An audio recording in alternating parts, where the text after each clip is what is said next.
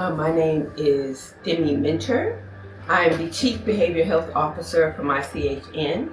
And so I started this program of ABA because we had so many parents that were coming in for behavior health care and their kiddos needed the ABA. They were on the spectrum, they had a diagnosis, but they were telling me there's a 2-year waiting list. I said, that's ridiculous. 2 years you've been waiting for your child to get services? I said, we have to do something about that. So I talked with our CEO, Mark Young. Then we took it to the executive team and we said, we want to start an ABA program. So we started this program. It is an integrated behavior health ABA program. So it's not your standard ABA program where they just do ABA. We know that at MyCHN, we believe in whole person care, treating the whole person. And many of these kids have co-occurring diagnoses. So many of them have ADHD, ODD, DMDD, and they're on the spectrum. And so why would we just focus on one aspect of what they're struggling with when they overlay, or all of the behaviors overlay? So in our integrated ABA program, we treat the whole child. So a typical ABA session means that we're always working from a treatment plan where we've done a home visit, we've met with the family, and then we've observed the child. And that requires a BCBA, which is a Board-Certified Behavior Analyst, who will observe the child, spend some time with them, do multiple evidence-based assessments, and from that we create targets for them. And so when they're working with the RBTs or the BTs, RBTs, Registered Behavior Techs, or Behavior Techs to BTs, they're working from the targets based on their individualized treatment plan. Every child is different.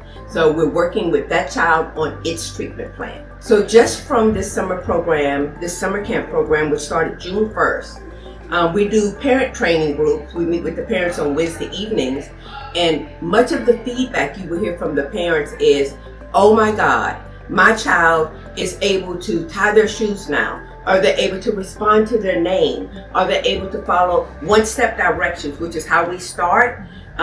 Many of our kids on the spectrum, you can't tell them to, even as they get older, you can't tell them to go do 3 things at one time. They're going to get to wherever you told them to go, and they're going to forget what you said, and they're like, and then they're going to come back and they're going to be like, did you bring it? And they're like, what?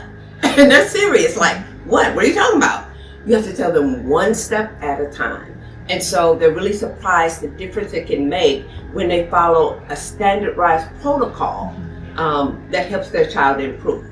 I was just in the room with the toddlers. We call them the littles. I love that name. Our BCBA came up with that, the littles. So I was just in the room with the littles. And so one of our littles, he is almost 2 years old, not 2 yet. When he first started, he would just hold his hands over his ears. He didn't want anyone to touch him. If you tried to touch him, I come close to him, he would start crying. He would whine. And now that baby, I said, hi, Riley. And he looked, so one, responding to their name. Many of the kids, you can call their name and they won't respond. They're inattentive. So I said, hi, Riley. He didn't smile at anything, but he turned towards me, so he acknowledged me. And then I went and sat in a chair, and I was playing with another little kid, Leo, who loves attention, who loves affection, who's hugging on me. And then Riley looked, and he came over and laid his head on my lap. And so then I picked him up, and he stayed in my lap. Not long, but for a few minutes. So he let me know, hey, I want some attention too. I want some love. And I love that. I would tell a family member that we encourage you to visit the program. If you're nervous about leaving your child with us, are nervous about feeling that they have special idiosyncrasies, many of the kids on the spectrum, they don't like certain textures, they definitely don't like loud sound or lights or certain noises or whatever, and you're worried that we're not going to get it and understand your child, feel free to come and visit us. Bring your child and you can stay a while. Kind of see how we're working with the other kids and the progress that they make, and then give us a chance. The one thing I would say is believe in the progress that your child can make. Know that they're going to get better and that it may take time, and don't give up on them. There's no other program like us. I would say ABA works. Integrated Behavior Health and ABA works better.